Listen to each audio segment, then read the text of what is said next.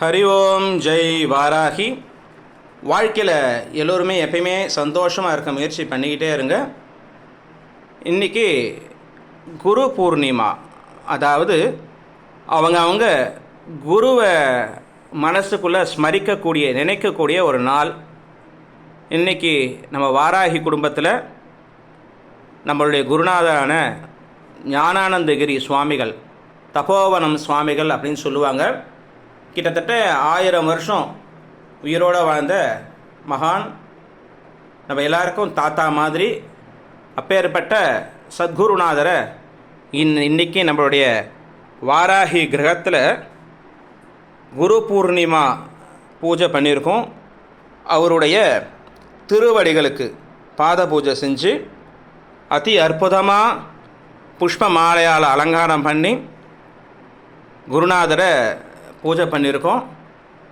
அப்பேற்பட்ட சத்குருநாதருடைய அனுகிரகம் நம்ம எல்லாருக்கும் கிடைக்கணும் அப்படின்ட்டு எல்லாம் வல்ல அன்னை வாராகியும் சத்குருநாதரையும் பிரார்த்தனை பண்ணிக்கிறேன். எல்லாரும் அப்படியே குருநாதரை மனசில் நினச்சிக்கோங்க. குருநாதருடைய அனுகிரகம் நம்ம எல்லாருக்கும் கிடைக்கணும் அப்படின்ட்டு பிரார்த்தனை பண்ணிக்கோங்க. ஞானானந்தா ஞானானந்தா சத்குரு நாதா ஞானானந்தா சத்குரு சரணாரவிந்தாபியாம் நமஹா. குருநாதருடைய திருவடியை மலர்களால் பூஜிக்கப்பட்ட திருவடியை பிரார்த்தனை பண்ணிக்கோங்க.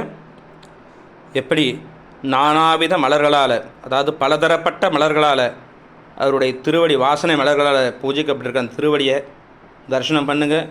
நம்மளுடைய வாழ்க்கையும் அதி அற்புதமாக மாறும். இது சத்தியம். குருநாதரை எல்லாருமே பிரார்த்தனை பண்ணிக்கோங்க.